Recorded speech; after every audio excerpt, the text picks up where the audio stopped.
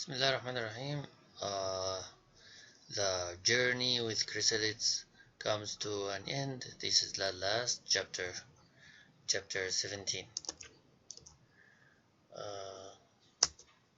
David, Petra, and Rosalind remain completely still in the cave. If you still remember, last thing happened was that the sea land woman came in her plane and she threw uh, some plastic strands that moved around everything and everyone and became tight over bodies.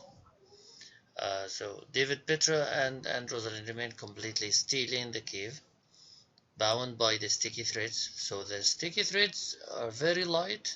They move with the air. They float and they stick to anything that comes in their way. So David, Petra, Rosalind, even though they are in the cave, they are covered with it. Then they hear the Sealand people's machine land, followed by an almost complete silence. That means it affected everyone outside. The Sealand woman reached Michael because he was the one outside, and she asked him to count so that she can recognize him and find his place. So the Sealand woman reaches Michael first and frees him from the threads. Then she comes to the cave to release David, Petra, and Rosalind using a de-sticking spray. The Sealand woman is wearing shiny white.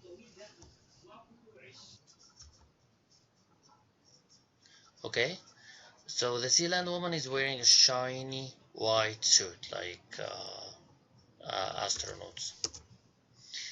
David observes the flying machine in the middle of the clearing. David was nearly at the entrance of the cave.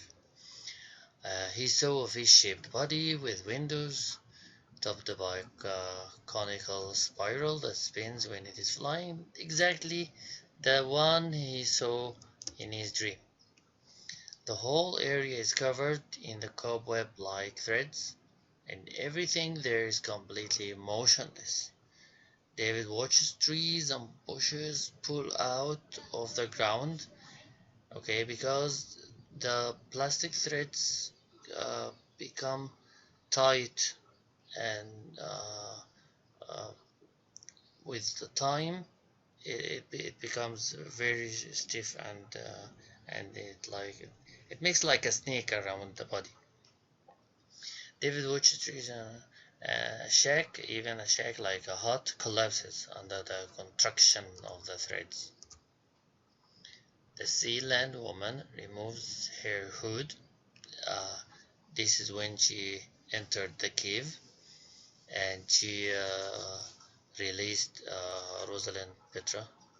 She took off her hood and revealed a fair, complexioned face with unblemished skin and a smooth, almost perfect appearance.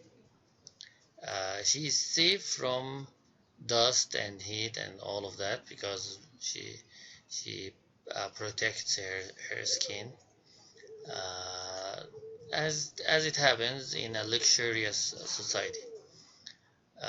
She also has short hair, which is not customary for the women David knows. Petra was so infatuated by the face of the Sealand woman, and she came to touch it to make sure it is real. She is especially happy and awed to meet Petra. She picks her up and kisses her and declares that her efforts were worthwhile in an accent that is unrecognizable to David. You can imagine that the Sealand woman may be around Australia or something, so the accent would be different. In thought shapes, she declares that she has much to teach Petra and the rest of them too. Uh, then Michael asks if they can go to Waknak to retrieve Rachel. Uh, but unfortunately, the Sealand woman says they cannot because of the limitations of their machines. If they go to Wagner, they would not have enough fuel and power to take them all back to Sealand. You see, in order to avoid horrible bad lands, she had to go around a lot in her trip to Wagner. So the trip was, or the journey was longer than they expected. So they don't have enough fuel, and an extra person in the plane will consume more fuel too. Rosalind asks if all people around them are dead.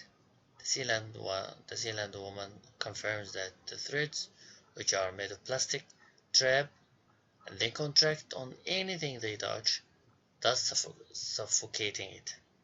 She asserts that this form of weapon is more merciful than arrows or spears.